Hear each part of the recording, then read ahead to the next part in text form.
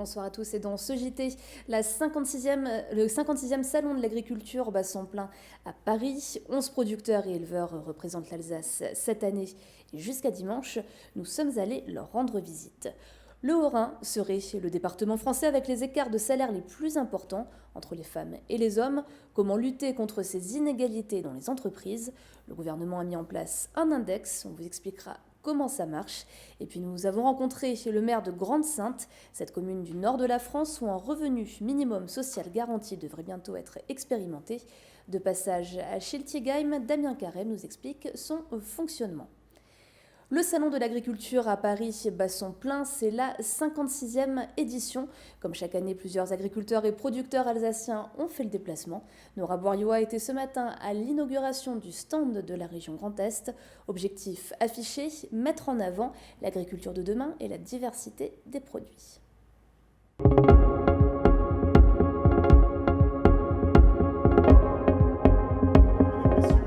32 millions d'euros, c'est la part consacrée à l'agriculture dans le budget régional cette année, avec quelques priorités comme la méthanisation. Cette méthode de production de biogaz à partir de déchets organiques était au cœur des discussions lors de l'inauguration du stand Grand Est ce matin. Pour accompagner ce processus, 40 millions d'euros supplémentaires ont été mis sur la table par le Grand Est. Qui permet aujourd'hui à nos agriculteurs d'espérer avoir plus de valeur, d'avoir un salaire complémentaire. Il ne faut pas que ça devienne une nouvelle forme d'agriculture, il faut que ce soit complémentaire aux exploitations du moment.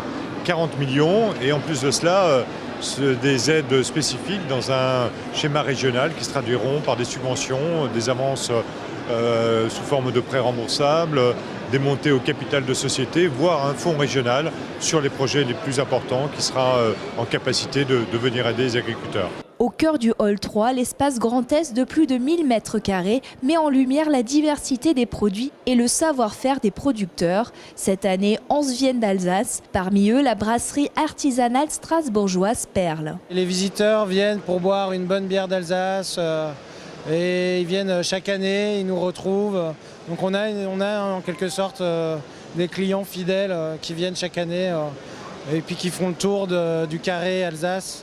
Maintenant Grand Est pour aller picorer des biscuits, pour manger une petite tarte flambée, etc.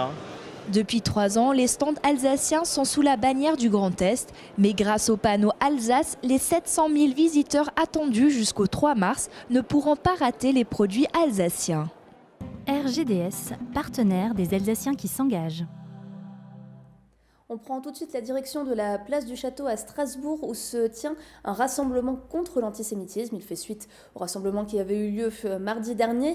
Cécile Motz est sur place. Alors Cécile, comment est-ce que cela se déroule ? Oui, Anna, comme vous pouvez le voir derrière moi, ils sont plusieurs centaines de Strasbourgeois à s'être réunis ici, place du Château, pour dire à nouveau non à l'antisémitisme. Alors on retrouve ici des adultes, des enfants, des personnes âgées, des familles de confessions différentes qui ont répondu à l'appel des différents cultes de Strasbourg. C'est un moment de veillée, de prière. Vous le voyez derrière moi, ils sont plutôt silencieux. Un moment de prière a commencé. Maintenant, ça va reprendre en début de soirée, juste avant le rassemblement. Un flyer a été distribué. C'est un dessin de Tommy Ungerer qui représente une colombe avec un brin d'olivier et on le voit ici, il y a aussi une lumière. Et la lumière justement c'est un des éléments forts de ce rassemblement, chacun en tient une, que ce soit bougie, portable ou encore briquet. La lumière est donc le symbole fort de cette soirée. Les élus sont ici aux côtés des différents représentants des cultes religieux et ces représentants ont pris la parole un peu plus tôt dans une déclaration commune. Chacun a parlé une ou deux phrases à tour de rôle. Ça commence avec la présidente de l'association hindouiste, le représentant de la communauté Baha'i, les orthodoxes, les bouddhistes, mais aussi le président du conseil régional du culte musulman. Catholiques et protestants ont également été là pour suivre la déclaration. Et bien entendu, les deux grands rabbins, celui de Strasbourg et de Colmar, étaient également présents. Alors les mots forts de cette déclaration commune, c'était donc la paix, le respect, l'amour, le non à la haine, le non à l'obscurantisme et l'unité. Voilà la volonté de donner ces messages forts lors de cette soirée. Plus tôt dans la journée, nous nous sommes rendus au diocèse de Strasbourg où nous avons rencontré le vicaire général, Jean-Luc Liénard, qui nous a donné les raisons de ce rassemblement interreligieux, une haine qui touche finalement toutes les religions et on l'écoute tout de suite. Nous, les religions présentes en Alsace, nous refusons cette montée de l'antisémitisme et de toute forme de violence. il ne faut pas oublier que les Juifs sont nos frères aînés dans la foi. Donc on ne peut pas rester ou indifférent ou se désolidariser par rapport aux menaces qu'ils vivent sur notre territoire national. Nous sommes bien, nous les religieux, insérés dans cette société qui est la nôtre, où nous constatons la montée de la violence d'une part et les impasses dans lesquelles nous sommes quant à la formation, quant à l'éducation. Et il faut se rassembler pour dire qu'est-ce qui nous fait vivre ensemble et pourquoi nous voulons vivre ensemble. Le Haut-Rhin serait le département dans lequel les écarts de salaire entre femmes et hommes sont les plus importants.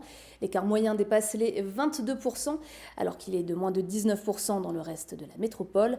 Alors que faire pour lutter contre ces inégalités au sein des entreprises ? Le gouvernement a récemment mis en place un index de l'égalité entre les femmes et les hommes. Il se calcule selon plusieurs critères et détermine si oui ou non l'entreprise respecte l'égalité salariale. Ce matin se tenait une réunion d'information à la préfecture du Haut-Rhin à destination des entreprises afin d'expliquer comment cet index est calculé. Explication donc tout de suite du dispositif avec Thomas Cap. Il est responsable de l'unité départementale de la Directe, la direction régionale des entreprises de la concurrence, de la consommation, du travail et de l'emploi. Auparavant, la législation prévoyait simplement une obligation de se pencher sur le sujet de l'égalité, soit d'aboutir à un accord avec les organisations syndicales, soit que l'employeur fasse un plan seul, mais on ne s'intéressait pas aux résultats concrets et aux écarts de rémunération. Alors il y a 5 indicateurs pour les entreprises de plus de 250 salariés. Le premier indicateur, c'est l'écart de rémunération entre les femmes et les hommes. Le deuxième indicateur tient aux augmentations accordées aux femmes et aux hommes. Le troisième indicateur porte sur les promotions dont bénéficient les femmes et les hommes. Le quatrième indicateur, c'est sur les augmentations de salaire pendant le congé de maternité. On va vérifier que les femmes, à leur retour de congé de maternité, bénéficient de la moyenne des augmentations accordées aux autres salariés. Et le dernier indicateur porte sur les 10 plus hautes rémunérations. On sait que les femmes sont moins présentes dans le haut de la hiérarchie des entreprises et on va regarder ce qu'il en est des 10 plus hauts salaires et mesurer les écarts entre hommes et femmes. Les entreprises de plus de 1000 salariés doivent rendre public leur index de l'égalité pour ce vendredi 1er mars. Les entreprises de 250 à 1000 salariés disposent, elles, d'un délai plus long. Elles ont jusqu'au 1er septembre. Enfin, entre les deux, les entreprises de 50 à 250 salariés auront jusqu'au 1er mars 2020. Sur son territoire de 23 000 habitants, Damien Carême, le maire de la commune de Grande-Synthe dans le nord de la France, a engagé une politique locale de transition écologique et solidaire. Et parmi les mesures phares de son programme, il veut instaurer un revenu minimum social garanti. Nous l'avons rencontré hier à l'occasion de son passage à Strasbourg et Schiltigheim. Camille Roland.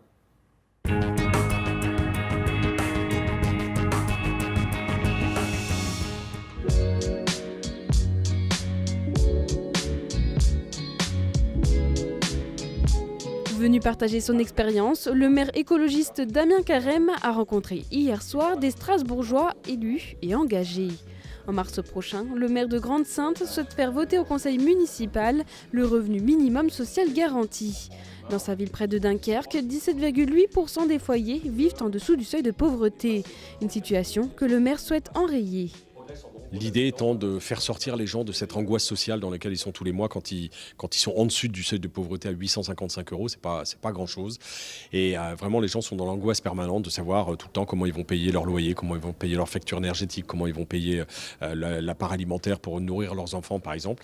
Et donc, c'est une allocation qui prendra tous les revenus de la famille et qui mettra le différentiel pour les amener au-dessus de ce seuil de pauvreté. C'est une manière de lutter contre la pauvreté aussi sur la ville. Et ça ne s'adressera pas qu'aux gens qui sont aux minima sociaux, ça s'adressera aussi aux travailleurs pauvres. Ce sont des aides sociales qui prendront différentes formes, une aide à la mobilité, une aide à l'énergie, une aide au loyer, une aide à l'alimentaire. Les allocataires pourront recevoir le premier versement à partir de mai prochain, entre 100 et 400 € de complément de revenus par mois. Un dispositif qui interpelle avec une interrogation majeure, comment financer un tel projet ? On a beaucoup investi dans des économies d'énergie et que cette année, notamment, on arrive à la fin de ce plan-là et on a de grosses économies qui ont été faites sur l'éclairage public, par exemple. On est à plus de 600 000 € quand je prends la consommation plus les contrats de maintenance, entre 6 et 700 000 €. Et on va affecter toute cette somme à ce minimum social garanti. Près de 2 millions d'euros seront nécessaires pour mettre en place le minimum social garanti à Grande-Synthe. Et pourquoi pas importer ce modèle à Strasbourg ? étant engagé dans une écologie solidaire, il fallait qu'on puisse en parler ouvertement, publiquement, pour voir comment cela était possible et surtout si nous pouvions en tirer des enseignements pour une période prochaine. Certes, sur une commune de 24 000 habitants, il est quand même plus facile d'élaborer une réponse stratégique à l'échelle d'une commune comme Grande-Synthe qu'à l'échelle de Strasbourg. Néanmoins, on peut s'inspirer d'une dialectique, disons, qui peut se rapprocher ou au moins partiellement y répondre. Damien Carême était ensuite invité par la ville de Schittigheim pour présenter le film Grande-Synthe. Si 594 km séparent les deux communes, elles ne sont pas éloignées sur tous les sujets. Ce qu'on vit aujourd'hui à Grande-Synthe, avec cette population de réfugiés, de migrants qui fuient les guerres, qui fuient les dictatures, qui fuient le terrorisme, et demain, ils devront fuir le réchauffement climatique. On a de la place pour faire vivre tout le monde sur cette planète. Je pense que nous avons beaucoup de points communs avec Grande-Synthe, notamment nous sommes une ancienne ville industrielle en pleine transition et que nous sommes preneurs d'idées, que Grande-Synthe nous a un peu montré la voie. Et voilà, nous avons des attentes par rapport à la reconversion écologique et solidaire de notre commune. Je pense que si c'est possible à Grande-Synthe, 23 500 habitants, si possible à Schittigheim, 32 000 habitants. Voilà, on est prêt à étudier la question en tout cas. À Strasbourg comme Schittigheim, l'exemple de la municipalité écologiste de Grande-Synthe donne des idées. Alors que 2020 et les élections municipales approchent à grands pas, le revenu pourrait bien être dans les propositions des écologistes strasbourgeois.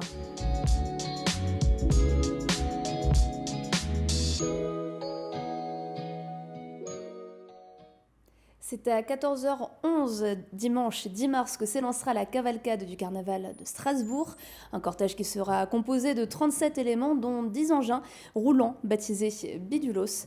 Mais cette édition se veut plus participative. Enfants et parents sont invités à prendre part à l'événement. Adeline Piron.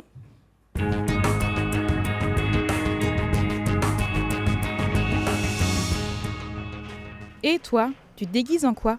Question fréquente et existentielle de beaucoup d'enfants à l'approche du carnaval. Le 10 mars prochain, monstres, chimères et carabistouilles défileront dans les rues de Strasbourg.